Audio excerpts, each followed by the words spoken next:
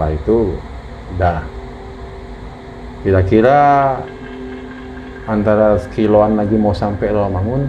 Bapak nggak usah lihat ke belakang Pak, nanti kalau Bapak lihat ke belakang saya jadi nggak enak, saya ikut Bapak terus. Nah disitulah muncul saya, wah pantesan kok motor ini antara kenceng sama nggak kenceng kok cepet gitu, nyampe map ngobrol tapi Pak berhenti sini. Oh dia ngomong nih. Tempat saya di dalam gudang. Ini jonggol yang arah ke PLN. Itu jember ampun di Pak sepi. Hujan semakin deras. Bentar ya Pak ya. Saya mau ngomong jas hujan enggak. Biarin aja nanti, mungkin dalam hati saya nanti dia keluar bawa uang dan pulang jas hujan.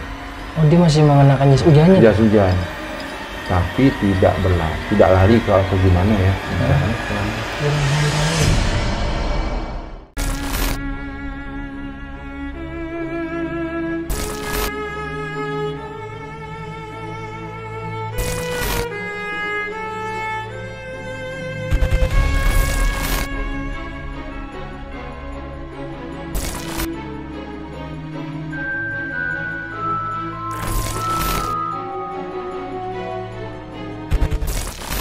Assalamualaikum warahmatullahi wabarakatuh. Kembali lagi bareng gua Aris. Gimana kabar kalian semua? Semoga kabar kalian dalam keadaan sehat dan baik-baik aja. Dan sebelumnya gue juga mau ucapin terima kasih banyak nih buat kalian semua yang udah support Dimensi Mistik sampai saat ini, yang udah subscribe, like, komen, dan share setiap video-video terbaru dari Dimensi Mistik. Semoga kebaikan kalian semua dibalas berlipat ganda oleh Allah Subhanahu wa taala. Amin. Dan di video kali ini gue udah bersama dengan seorang narasumber. Narasumber gue ini akan menceritakan pengalaman-pengalaman horornya selama menjadi driver ojek online. Narasumber gue ini banyak banget ngalamin kejadian horor nih.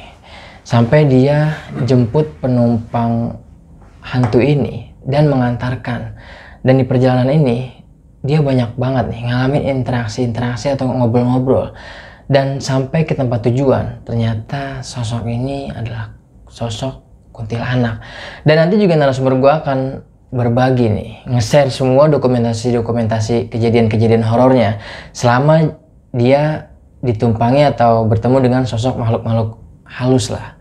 Dan nanti biar lebih lengkapnya lagi, biar narasumber gue aja nih yang menceritakan apa aja yang dialami dan seperti apa ceritanya. Langsung aja kita kenalan sama narasumbernya. Assalamualaikum Pak Edo. Waalaikumsalam Mas Aris. Kabar sehat Pak Edo? Alhamdulillah. Terima kasih banyak nih Pak Edo udah meluangkan waktunya buat berbagi pengalaman horornya di Dimensi Mistik. Sekali lagi makasih banyak Pak. Tadi kita sempat ngobrol sebentar nih Pak, ngopi-ngopi di depan. Kalau Pak Edo ini banyak banget nih pengalaman horornya. Waduh. Ini saya buka lagi, kalau memori saya masih ingat banyak. Banyak ya? Karena faktor usia aja. Iya. Boleh diceritain sedikitnya nih Pak, satu dulu aja nih Pak. Satu itu aja, paling di 2015 bulan November itu tepatnya Rabu malam lah. Iya. Udah mau menjelang Kamis pagi. Iya. Itu saya menjemput dan dapat order dari seorang pelanggan. Arahnya itu memang kalau nggak salah belakang Jeruk Purut pemakaman umum, tapi saya lihat petanya aja, kemana nih peta jalan. Rupanya benar. Ya itu pelanggan saya udah nunggu depan rumah dan dikawal oleh ibunya. Sama ibunya? Diantar dan berpesan ibu itu, Pak tolong jaga anak saya, hati-hati di jalan, jangan ngebut-ngebut Pak. Iya Bu, ini udah tugas saya, tanggung jawab saya, anak ibu nanti akan selamat sampai tujuan. Pesannya itu aja. Ya udah akhirnya kami berangkat. Nah disitulah mereka baca semua keluarga saya. Kok ada angin-angin apa? Dia tebak keluarga saya, istri saya, anak saya, dan masa depan anak saya yang pertama. Dan itu sampai sekarang terbukti nyatanya. Nah itu saya ngalamin. Dan tidak ada terjadi apa-apa selama saya dalam perjalanan. Kok motor ini nggak kenceng, nggak cepet, nggak pelan juga, tapi kok nggak jauh kayak jarak ini ke Rawamangun. Tapi cepet ya? Cepet. Dan nanti pasti ada yang lebih serem lagi nih Pak. Tapi boleh ditahan dulu nih Pak Edo ceritanya. Nah jadi sebelum gue lanjut ke ceritanya Pak Edo ini, nanti juga Pak Edo bakal nge-share nih dokumentasi yang Pak Edo punya ya selama ketemu dengan sosok-sosok itu. Dan sebelum gue lanjut ke ceritanya Pak Edo, jadi buat kalian yang punya pengalaman horor kisah nyata yang epic-epic seperti yang dialami sama Pak Edo ini, mau jadi narasumber langsung di Dimensi Mistik, kalian bisa langsung aja DM ke Instagram Dimensi Mistik atau bisa melalui email. Bisa juga nih langsung DM ke Instagram gue, nanti semua linknya bakal gue cantumin di kolom deskripsi.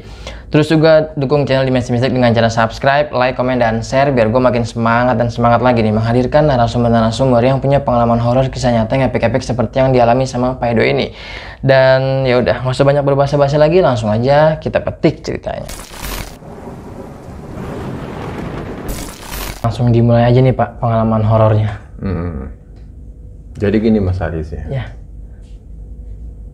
Itu yang pertama kali memang saya udah berkecimpung sejak Gojek ini berdiri. Dan udah banyak cerita-cerita kata orang begini-begini dan saya akhirnya mengalami nih Pak ya. Menemui dan mengalami. Kalau boleh saya tahu mulai jadi driver ojek online ini dari tahun berapa Pak? Gojek mulai berdiri 2010. Iya. Nah, sekarang sekitar 14-13. Saya udah mulai masuk. 2014-2013 lah ya. Gojek juga belum meledak. Iya. Masih mencari-cari driver. Iya. Akhirnya ada beberapa driver yang sempat berkumpul dan dilihat oleh media TV. Akhirnya ditanya jawab gini. Akhirnya mencuat lah, meledak di situ. Banyak orang yang melamar di sana. Jadi singkat ceritanya aja udah mulai banyak tuh driver yang diterima. Dan saya mengalami peristiwa ini di 2015 bulan November. Iya. Dapat order, kebetulan saya dari Pondok Aren dan saya berhenti. Itu motor saya berhenti di jam 1:04 di lampu merah Ampera. Oh iya. Klik masuk order, peta terbuka mengarahkan ke penjemputan. Nah, saya ikutin peta ini. Saya udah lupa ya itu namanya siapa. Tapi saya ingat rumah dan alamatnya. Iya. Dan kemarin juga saya sempat melihat dan sempat saya lewati. Rupanya masih ada rumahnya. Rumahnya masih ada. Masih ada. Dan saya masih ingat jalannya. Nah, itu baru saya tahu namanya Puri Mutiara. Oh iya. Nah, setelah itu saya ikuti peta itu. Pas di ujung jalan TPU Juk Purut. Iya. Belok kanan, itu belok kiri lagi. Nah, kita pas turunan belok kiri. Nah, belok kiri itu kita memasuki perumahan. Hanya beberapa rumah di dalam. Nah, sekarang kan yang saya lewat kemarin udah berdiri restoran pagi sore. Ini buat rekan-rekan ya, kalau emang kita nggak tahu di antara ada dan tiada, pasti ada. Pasti ada ya. Ya waspada, bukan hanya ini aja. Nah, akhirnya saya jemput. Dan penumpangnya itu perempuan. Yeah. Karena namanya perempuan dan ibunya itu mengantarkan sampai di gerbang. Yeah. Bahkan berpesan pada saya, Pak, hati-hati ya, jaga anak saya. Iya Bu, Yeah. ini udah amanat saya dan udah tanggung jawab saya. Saya menjaga keselamatan anak ibu. Hati-hati di jalan Pak. Nggak usah kebut, kan jalan kosong Pak, sepi. Ya tinggal Bapak aja ngatur kecepatannya segimana. Kebetulan ini jauh Pak, ke Rawamangun. Oh, dari Jeruk Purut ke Rawamangun. Rawamangun, lapangan balap sepeda. Iya. Akhirnya anaknya cium tangan ke ibu, anaknya naik. Pak, pakai helmnya Mbak? Ya nanti aja Pak, saya habis keramas. Oh gitu. Oke, nah, setelah itu kita berangkat. Nah, mengikuti peta lagi sampai saya ikuti jalan keluar dari Ampera, saya masuk ke Jalan Kuningan. Lurus saja. Nah, sepanjang jalan itu dia cerita. Oh, dia berinteraksi ngobrol. Interaksi. Ya. Karena saya lihat nggak ada punya perasaan apa-apa dan nggak ada bau sama sekali, hanya biasa. Tapi nyatanya ceritanya lebih banyak membacakan keluarga saya daripada cerita orang-orang di sekitar dia. Iya. Istri Bapak berjilbab ya, taat ibadahnya. Iya Mbak, kok tahu Mbak? Enggak, saya baru nebak-nebak aja kata dia. Gitu ya. Anak Bapak perempuan, saya masih sekolah ya Pak, iya. Itu bintangnya kelas kok Pak. Itu ranking tuh Pak. Terus nanti kalau dia lulus, dia nanti Bapak nggak ngeluarin duit buat dia kuliah. Oh, sampai dibacain kayak gitu Pak? Nanti negara Pak yang bayarin dia. Dan dia punya predikat terbaik dia Pak. Dan nanti dia lulus dari situ udah ditampung di pekerjaan yang menurut Bapak menurut orang-orang tuh susah masuk di sini. Oh iya.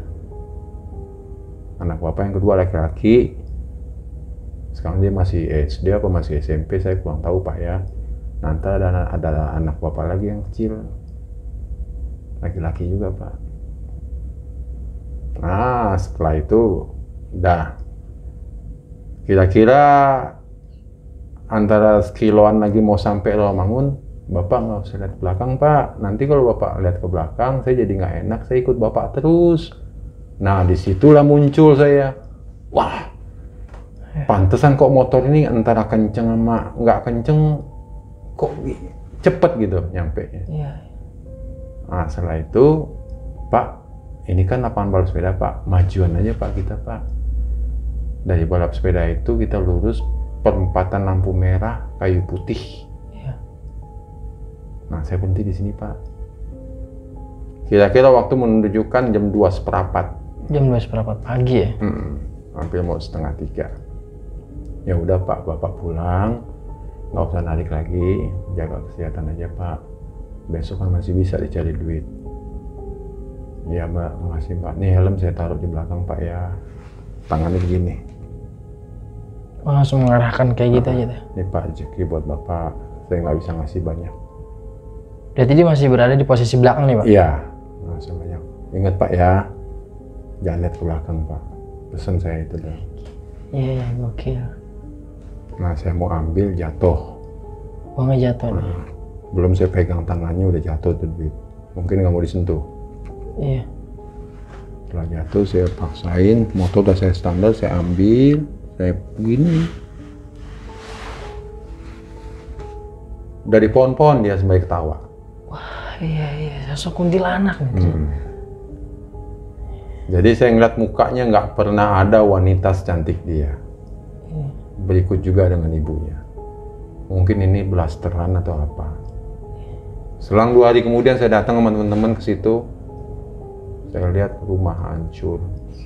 Udah rumah terbengkalai ini kosong. Saya lari ke depan, kebetulan ada warga yang pas jalan tanjakan, Pak komplek belakang itu emang ini Pak nomor berapa ini nih? Waduh, itu kan satu keluarga Pak dibantai. Nah, Bapak bawa? Ya saya bawa Pak. 2 hari sebelum ini saya bawa anaknya. Waduh, kok bisa ya dia ngorder ya? Itu nggak ada ahli waris itu Pak. Satu keluarga aku dibantai Pak. Susah nyarinya. Sampai sekarang terbengkalai.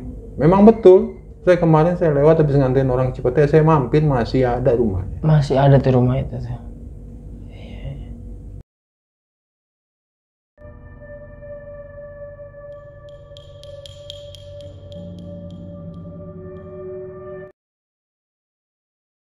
Memang dia temboknya itu dibatasi dengan tembok pemakaman arah komplek dia. Itu kan buntutnya jeruk purut. Nah, uang yang saya simpen, saya lihat seminggu, 2 minggu, 3 minggu sampai setahun nggak berubah. Uangnya masih nyata tuh ya, uang nyata asli ya. 50 ribuan Soeharto. Soeharto masih senyum. Iya. Nah, seperti itu akhirnya. Itu yang pertama. Nah, setelah itu saya dapat order banyak. Misalnya order masuk terus nih ya. 22, 23, tanggung. Ya. Cuman saya ingat fisik saya. Saya tunggu baterai handphone saya sampai habis. Nah, dengan sendirinya habis.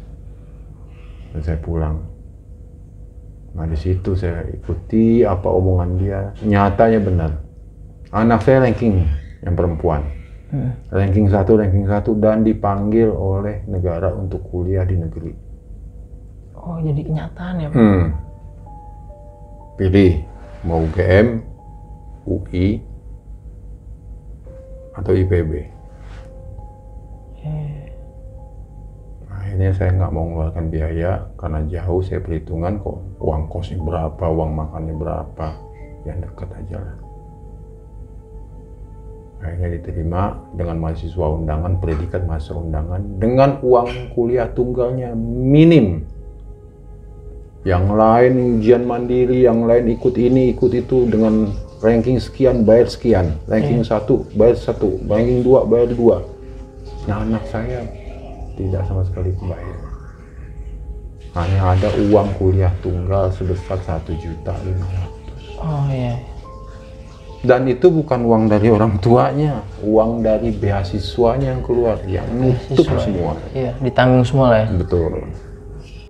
Selang beberapa bulan dan beberapa tahun di 2016 akhir, enggak 2017 awal.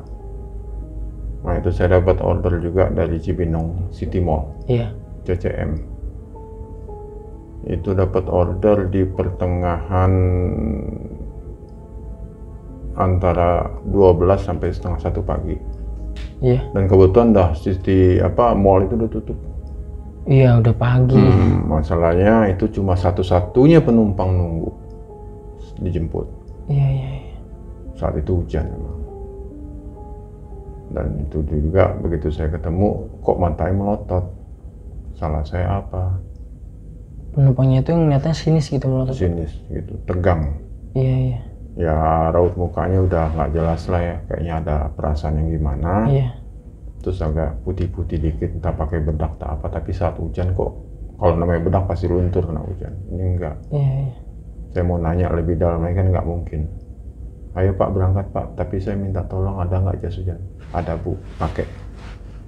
Oh itu posisi hujan gerimis nih? Iya. Saya tahu dan saya nggak mau lagi terlalu dalam bicara sama dia karena rute kita jauh.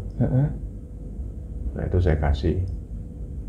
Terus dia sendiri ngomong, saya bawa laptop Pak. Ini pusananya ini coklat pakaiannya. Iya. Coklat ke abu-abuan. Saya kasih, udah siap Bu, naik. Ya Pak. Dia nggak nanya lagi ke saya, Bapak punya jas hujan apa enggak? Iya. Tentu dong, komen. Iya. Ini didiem. Iya. Udah Bu, siap Bu. Kita berangkat. Nggak ngomong. Udah, saya gas. Saya nggak punya perasaan apa-apa. Tidak punya perasaan apa-apa. Waktu berjalan, seiring dengan pesanan dia, saya nggak nanya lagi belok mana. Tapi saya tahu destinasinya, tujuannya. Oh ini arah Jonggol. Begitu sampai di pasar Cibinong, saya belok kanan arah ke Gunung Putri.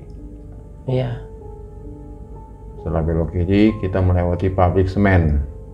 Nah, kita lurus ke atas. Jalan berliku dan rusak. Tidak. Paling 1-2 kendaraan di sana ya truk semen. Motor juga hanya berapa. Akhirnya kita melintas jalan seiring dengan waktu. Akhirnya ketemulah kita di perempatan Pasar Cilengsi. Saya iseng sama dia, Bu belok mana lagi? Pengen nanya aja. Enggak ngomong sama sekali.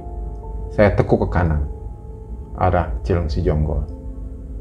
Terus saya buka handphone saya. Oh ya peta X itu. Nah kok lama-lama bulu naik gitu. Oh Bapak udah mulai bergidik nih. Nah, bergidiknya itu pas di bawah flyover Cilengsi.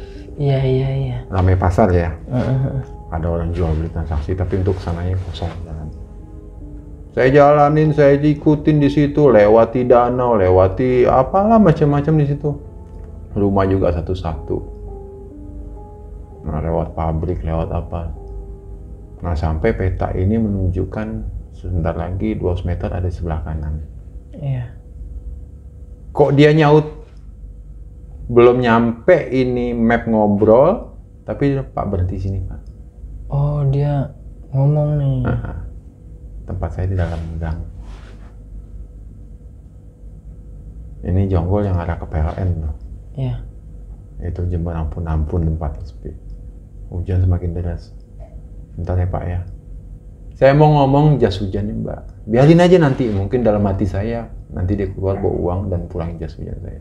Oh dia masih mengenakan jas hujannya? Jas hujan, tapi tidak lari ke atau gimana ya, jalannya pelan aja. Jalan santai aja ya? Santai, masuk gang. Waduh, saya pikir ini udah mau jam 3 ini, gimana nggak keluar nih.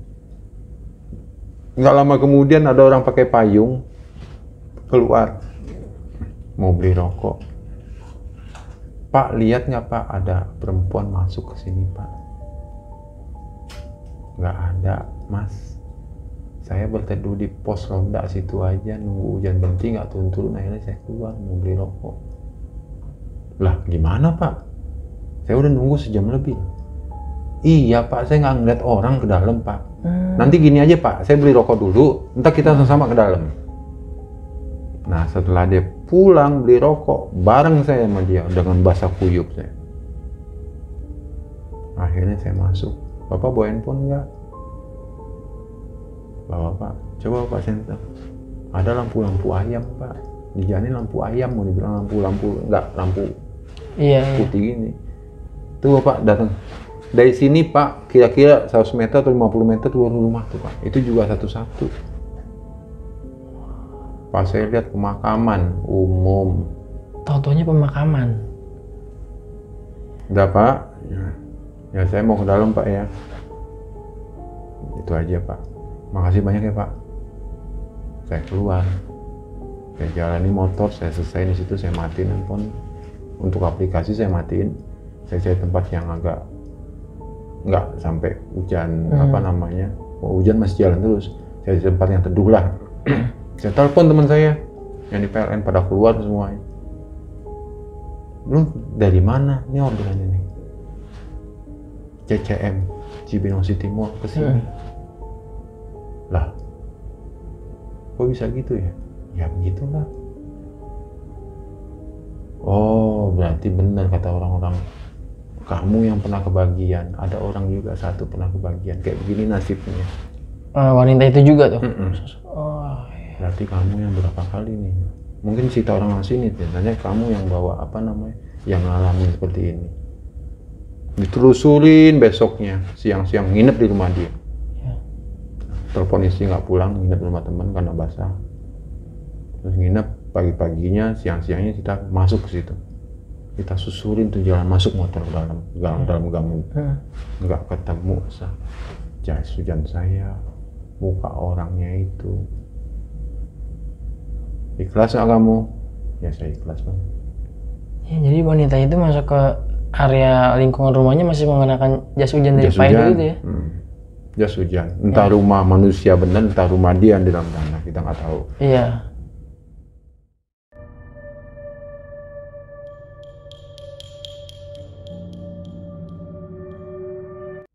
Dan kok berbalik, saya menemukan satu dengan banyak cerita, yang satu lagi pendiam. Iya. Memang beda jalannya. Kayaknya saya menemui hambatan di jalan, kok lama banget motor ini nanjak. Oh jadi kerasa berat nih? Berat. Iya. Alhamdulillah nggak sempat mati motor. Cuman ya itulah saya dengan kegigihan saya untuk mengantarkan si penumpang sampai di tujuan. Sabar. Akhirnya seperti itu yang saya terima. Ya. Itu udah 2 kali. Lagi-lagi makhluk gaib ya.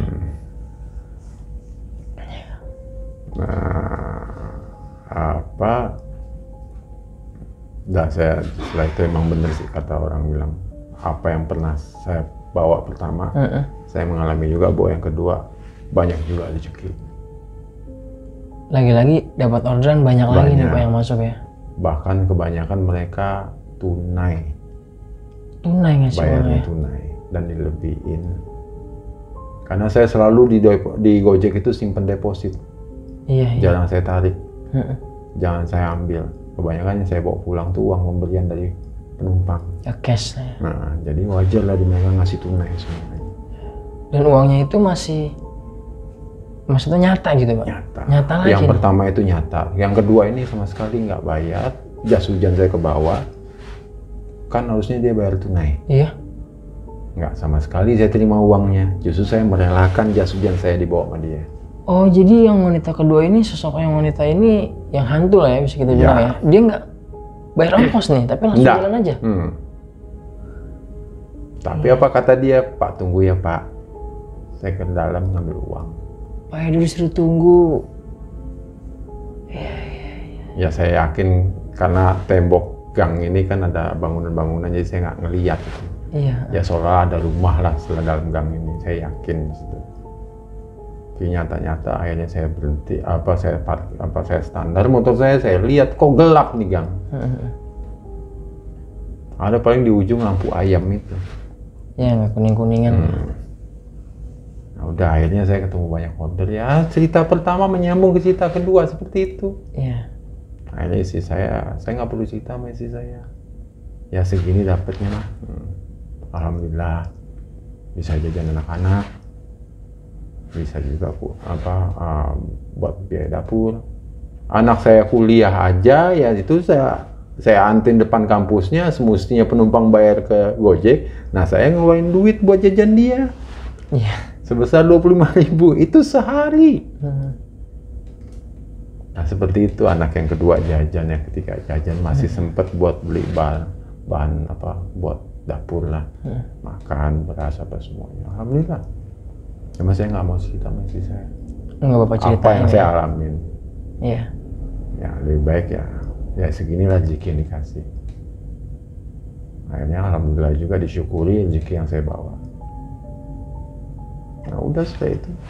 Yang 2019 itu yang nggak boleh bawa penumpang. Nggak boleh bawa penumpang dalam hal? Covid kan. Oh iya. Covid, saya bawa paket arah ke Keranggan,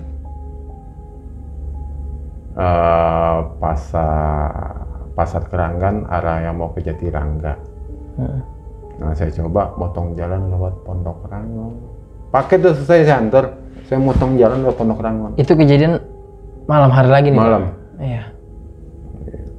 Jamnya juga di antara jam 3-an lah. Jam 3.05 atau jam 3.10. Pulang lewat situ sepi, nggak ada yang lewat. Cuma saya memberanikan diri. Uji mental, uji nyali. Iya. Pas dari sana nanjakan, pas mentok kita ke kiri masuk ke Transmart, Cibubur, kita ke kanan menyisiri pemakaman umum Pondok Rangon.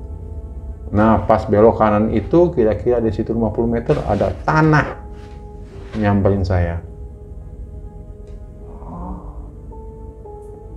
Tanahnya bulat. Iya. Tanah bulat itu yang untuk mengganjal mayat dalam tanah. Oh jadi motor Bapak dilemparin tanah itu tuh? Saya ngelihat tanah ke depan. Saya mau menghindari gimana? Kecepatan dia daripada motor saya. Kena badan Pak Edo nih? Motor? Bodi motor pecah. Nah saya lihat sebelahnya lagi nggak pecah, nggak hancur semua. Yang sebelahnya hancur. Saya bawa tanahnya, saya simpan di rumah. Saya buat pot. Cabai itu subur dengan adanya dia. Nggak mati-mati, dicabut, ambil lagi buah cabainya. Cabainya udah masak, udah ini saya potong, numbuh lagi cabainya. Nah sampai sekarang. Jadi ada yang ngelemparin nih, Pak Edo sendiri nggak tahu siapa itu orangnya. Tahu. Dan posisi itu gelap memang. Pemakaman Pondok Rangon itu memang gelap.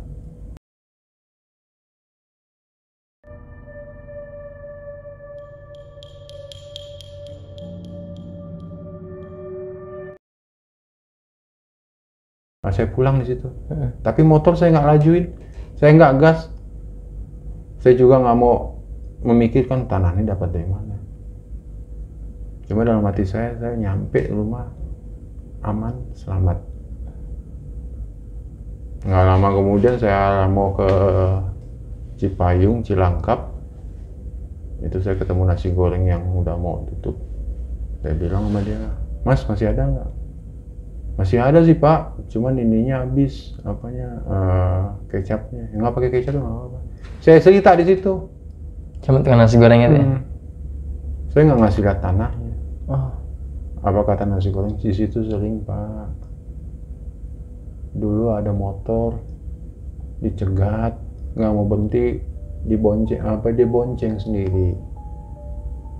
Itu tukang nasi goreng cerita. Itu ada juga yang iseng motor tuh dibelokin ke selokan. Ada lagi enak-enak ngegas mau kenceng dimatiin tuh motor. Kok nggak bisa hidup nih motor, padahal motornya kenceng. Bapak apa? Bapak sambit masih untung Pak. Motor Bapak dimatiin di tengah gimana Pak? Wah berarti sosoknya jahil nih penunggu situ ya? Iya. Ya udah Bapak ini aja makan aja dulu. Ini kok air banyak kok Pak, minum aja Pak. Masih narik lagi kok Pak? Enggak Mas. Udah langsung pulang aja lah Pak. Iya. Mungkin hari ini nggak baik gitu. Jadi saya pulang. Nah di situ saya nggak dapat order.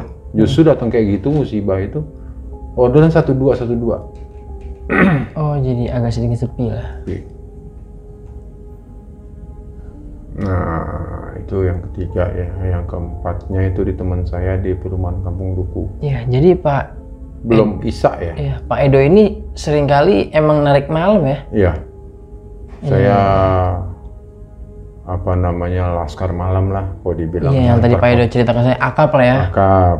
Zaman sekarang bola. Antar kota, antar provinsi. Nah, ya, legend juga nih Pak Edo ya. Karena kita dulu di tempat di Gojek, apapun bentuk ordernya bawa. Gas kan gitu ya. Mau jauh, mau deket, nah itulah prestasi kamu. Iya. Maka nggak segan-segan Gojek memberikan order, baik jauh, dekat, ambil. Iya.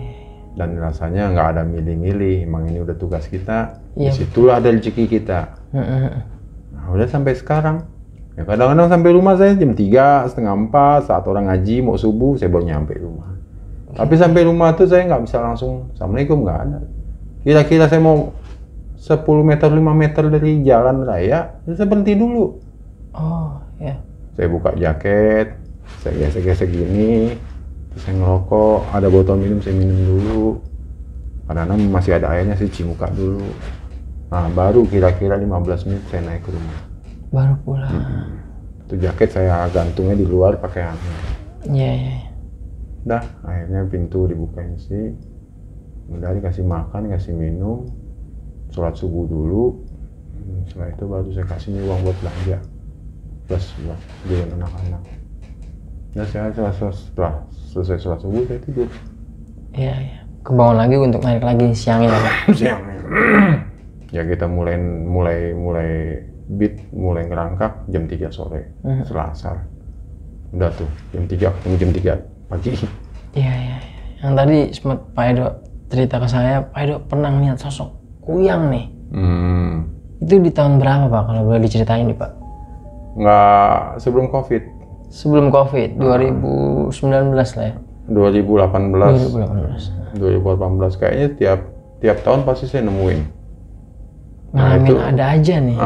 Saya jemput, bukan saya jemput ya. Saya dapat order jam setengah 11 dari Mall Cinere. Kebetulan arahnya itu ke perumahan Harmoni, Pondok Cabe. Motong jalan lewat situ. South City. Iya. Kalau bagi rekan-rekan tahu perumahan South City ya kayak apa jalannya. Iya. Gelapnya minta ampun, sepi lagi. Udah selesai di perumahan Harmoni, saya balik lewat situ lagi. Nah disitulah saya dibarengin. Itu pas turunan kita ngelewati jembatan yang panjang, nah itulah di situ. Sepanjang jembatan itu dia barengin saya. Sosok kuyang itu. Begitu tanjakan kita mau naik ke jalan raya, kanan ya. Kok dia ikut di jalan, saya jalan, dia ikut jalan. Tapi kok saya ngeliat gini, motor saya tetap jalan, motornya kok dia sama-sama ngenatap. Jadi sosok kuyang itu natap Pak Edo nih? Iya, yang cuman hanya organ tubuh aja. Ya, setengah badan. Iya. Setelah habis jembatan itu, dia ke kanan. Ya kita nanjak ke atas. Mau setelah lagi nyampe ke jalan raya Limo. Iya. Dulu kan belum ditutup jalan itu. Sekarang udah ada ditutup jam 10 atau jam apa ditutup pakai portal karena udah ada rame penghuni. Dulu kan belum ada penghuni. Nah di situ macam-macam. Jembatan itulah tempatnya. Karena kanan kiri ya pohon besar, jurang yang dalam. Dan disitulah kita turun, pas di jembatan dia lewat. Iya. Jembatan itu kira-kira 300 meter atau 400 meter panjangnya. Setelah saya nanjak dia ke kanan. Banyak kok orang bilang, Pak hati-hati ya Pak, kalau sini bukan apanya. Ya Bapak siap-siap aja. Yang penting Bapak jangan kaget. Mental Bapak harus kuat. Karena di sana jarang orang yang ngumpul-ngumpul. Ada juga 1-2 motor setelah itu pergi. Karena tempatnya sepi, jalannya masih bagus, mulus. Cuma siapa yang mau lewat turun naik jalannya kayak gunung. Iya. Setelah itu, ya udah banyak sih sebenarnya yang saya alami kalau emang orang petualang malam tuh. Orang yang ngebolang tuh pasti punya cerita. Pasti ada ceritanya ya. Karena dia belum tahu wadah dan tempat buat dia cerita. Mungkin saya akan buka semua cerita. Nanti mudah-mudahan di subjeknya Mas Haris ini banyak yang komen. Ya, amin. Yang mengalami dan saya mewakilinya. Nah itu ini yang terakhir tuh yang di Kampung Duku tuh, belum Isa tuh keluar. Karena ini kenapa? Teman saya bilang apa? Ini korban tabrak lari. Itu tahun berapa nih? Belum lama Pak? Kejadian yang di Kampung Dukuh ini?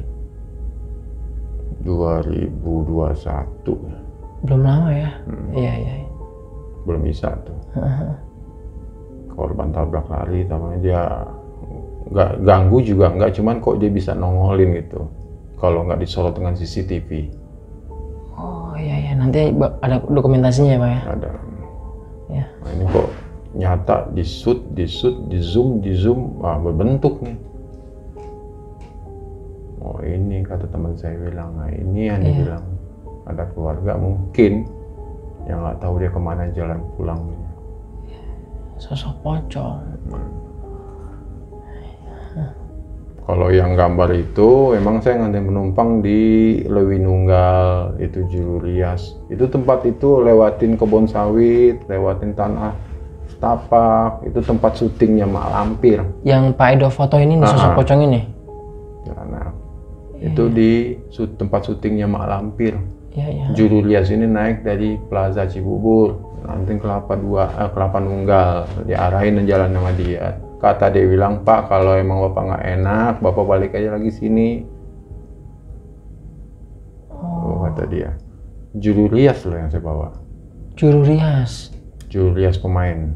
Iya. Dari jalan aspal sampai jalan tanah. Itu kejadian malam juga tuh Pak? Malam. Syuting malam pasti malam, nggak ada sore. Iya.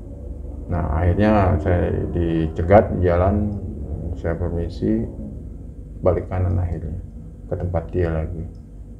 Ya udah Pak, istirahat di sini, ini ada makanan, ini ada kopi kok buat Pak. Gila ya. Istirahat Pak. Nanti ada orang pasar Pak yang dari dalam tuh dari kampung Pak. Kita kedengeran kok motornya Pak. 2 motor apa 3 motor, nggak 1 motor Pak. Apa ikut aja ya? Oh iya deh Bu. Iya.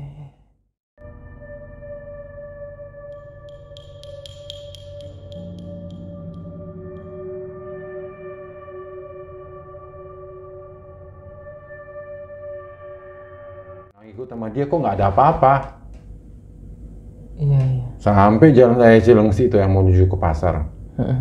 Apa sih nama burung tuh, Jalan Nuri apa-apa. Nah itu jalan itu kalau siang itu tempat kompetisi adu burung, perkutut apa. Nah ke dalamnya lagi lewatin kelapa sawit itu tempat syutingnya Mak Lampir. Iya. Itu pagi itu berangkat. Bapak ketemu dengan sosok itu tuh? Iya. Kuntilanak. Saya nggak gentar, saya foto. Iya, sempet-sempetnya nih, Pak Edo berani banget nih buat foto itu sosok itu. Masuk akhirnya udah, saya permisi, balik kanan. Iya. Itu nyata di depan lampu motor saya, kelihatan kok. Mungkin dengan apa yang saya alami, nah ini kelihatan ya. Iya. Nonjolin ya saya di sini loh. Apalagi cerita yang dulu yang saya jemput penumpang di tengah kuburan tuh yang jalan Gaplek Pamulang tuh. Iya. Itu jalan nangka masuknya, saya tanya sama teman saya. Iya. Nah itu pemakaman umum yang lihat kuburan kebongkar di tengah. Papannya naik ke atas, kuburannya kebongkar. Wah. Entah mayat dicuri apa-apa, tapi isi penumpangnya cerita berdasarkan temennya. Temennya aja udah lari ninggalin penumpang. Dan Pak Edo sendiri ngalamin nih? Ngalamin, setelah jemput dia cerita panjang, portal tutup. Pemakaman tuh. Siapa yang nutup nggak tahu. Pak Edo lagi bawa penumpang atau lagi? Jemput dia 5 kali ditolak oleh driver. Saya yang ke-6. Oh. Selesai saya makan di warteg nggak jauh dari Universitas Pamulang. Jam berapa tuh kejadian Pak? 2:30 juga. 2:30 pagi. Saya mau balik kanan tuh dari situ. Biarin saya dapat nanti di daerah Lebak Bulus atau Pamulang. Ini masuk. Dia chat di situ. Pak, saya udah 5 kali di cancel dengan driver. Tunggu Pak, saya jemput. Jangan lama ya Pak.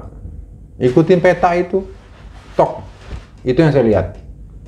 Tapi saya nggak peduli. Saya ikutin peta itu. Ketemu dia di pinggir jalan pakai payung.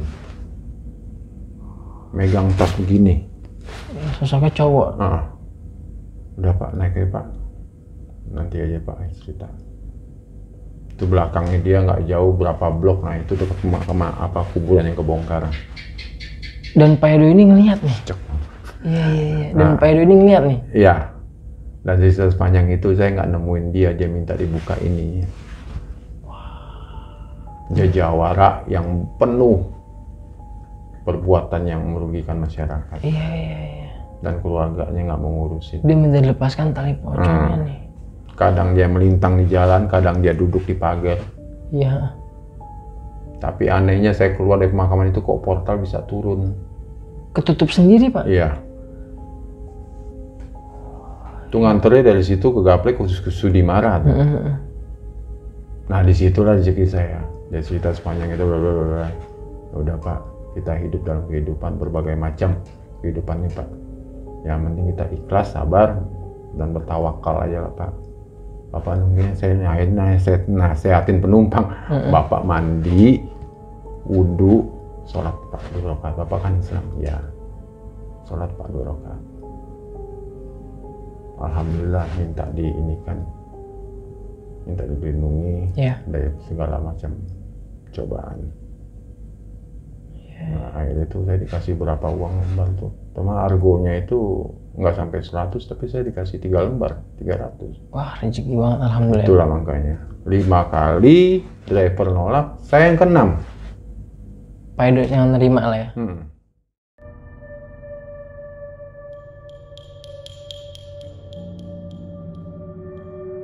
Ketika Pak Edo pertama yang cerita yang tadi dihantarkan sama sosok ibunya nih, itu Pak Edo benar-benar lihat secara langsung nih. Iya, muka wajah, dengan muka. Iya, muka anaknya dan ibunya nih. Itu Pak Edo nggak curiga atau? Enggak, karena semua komplek hidup lampunya. Oh. Komplek hidup. Dan saya nggak curiga ini rumah siapa. Yang jelas dia mengantarkan anaknya pergi pagi. Iya. Dan udah berpesan hati-hati di jalan Pak, jaga anak saya. Sama sekali raut wajahnya nggak menyeramkan ya Pak? Iya. Saya rasa ini kayaknya campuran dia mukanya. Beda dengan wanita yang selama ini saya temuin. Oh, iya. Iya, apa di dunia nih. Kok lain nih saya temuin. Iya. Dan kelihatan anaknya juga pakai baju putih, celana bahan. Iya. Masih ingat saya celana biru, bajunya blus, tangan pendek. Ya pas memberikan uang begitu, ini saya ngeliat urat nadi darahnya itu kelihatan semua. Berarti putihnya putih banget. Luar biasa. Iya. Nah, tangannya seperti ini ya. Ya udah ngasih duitnya juga dipegang begini. Pas saya mau saya pegang, jatuhin duitnya. Dia nggak mau mungkin tangannya kesentuh ya? Kenapa dia nggak mau pakai helm? Takut apa yang ada di badan dia tuh nempel. Oh iya, itu dia katanya kan tadi nggak pakai helm ya? Tuh. Yang ke satu, yang kedua juga begitu. Nggak ada yang pada mau pakai helm nih? Dimanapun nggak usah dia yang astral, yang nyata aja, yang perempuan itu kadang-kadang kalau udah pakai helm pasti nempel rambutnya. Padahal kita baru cuci helm. Iya. Kok ada rambut nempel di dalam helm? Iya. Nah, dia nggak mau seperti itu. Dia nggak mau nih sosok itu ya. Padahal kalau orang-orang yang berguru dan ya? orang-orang apa itu megang barang dia satu itu dia pasti nyari. Karena nggak mau apa yang dia punya dipegang oleh manusia. Iya. Entah mau dipakai buat kebaikan atau keburukan, terserahlah apapun ya. Tapi nggak mau yang namanya kepunyaan dia tuh ada di manusia. Yang ke satu, yang kedua tetap helmnya dipegang. Tapi nggak ada yang namanya dia megang helm aja kelihatan membonceng kita. Tapi selain itu rambut aja yang berkibar gitu. Pak Edo ngeliat nih di spion ya, iya. Rambutnya tuh berurai lah ya. Iya, jadi badan dia tuh sama badan saya tuh sejajar. Iya. Dan dia komunikasi terus nih dengan Pak Edo selama perjalanan ya. Iya. Dan itu juga badannya pernah bersentuhan sama saya karena saya rem mendadak. Oh, sempet Pak Edo nih ngerasain kalau badannya ini bersentuhan. Nah, itulah di jaket saya yang pertama. Iya, iya. Mas Haris sudah tahu kan, Iya. berbenturan dengan peralatan Mas Haris. Iya, iya. Berapa kali pun saya cuci tuh atribut saya tetap. Iya. Jawabnya bukannya apa-apa, emang itu jaket Laskar dari pertama saya di Gojek. Pertama kali launching ya. Itu udah asem pahit ketilnya di jalan, ngerasain saya. Udah semua nih Pak. Mungkin nanti kalau Pak Edo ngalamin lagi bisa lah cerita lagi di Dimensi Mistik Pak. Iya. Sekali lagi makasih banyak nih Pak Edo. Sama-sama udah Mas menceritakan semua pengalaman horornya selama jadi driver ojek online nih. Iya, iya. Semoga lebih banyak lagi nih Pak tarikannya Pak, dan dapat penumpang-penumpang yang baik hatinya. Iya, mudah-mudahan saya panjang umur, Amin, masih sehat. bisa melantai, Iya, sehat ya. di jalan, sehat badan, ya itu aja. Pak. Iya, mudah-mudahan Kita selalu sama-sama doain ya Pak. perhatikan. Nah, makasih juga Mas Haris. Sama-sama Pak Edo. Nah, sekian nih. Jadi buat kalian semua yang udah nonton ceritanya Pak Edo ini, pengalaman horornya dari awal sampai akhir, makasih banyak, nggak ada yang skip. Dan sebelum gue akhiri juga, gue mau nginfoin lagi buat kalian kalau kalian punya pengalaman horor, kisah nyata yang epic-epic seperti yang dialami sama Pak Edo ini, mau jadi narasumber langsung di Dimensi Mistik, ayo silakan banget nih kalian langsung aja DM ke Instagram Dimensi Mistik atau bisa melalui email. Bisa juga nih langsung DM ke Instagram gue, nanti linknya semua bakal gue cantumin di kolom deskripsi. Dan jangan lupa juga terus dukung channel Dimensi Mistik dengan cara subscribe, like, komen, dan share biar gue makin semangat menghadirkan narasumber-narasumber yang punya pengalaman horor, kisah nyata yang epic-epic seperti yang dialami sama Pak Edo ini, seorang driver ojek online. Dan ya udah gue akhiri video ini. Gue Aris Dimensi Mistik pamit undur diri beserta Pak Edo. Wassalamualaikum warahmatullahi wabarakatuh. Ciao. Makasih banyak Pak Edo. Sama-sama.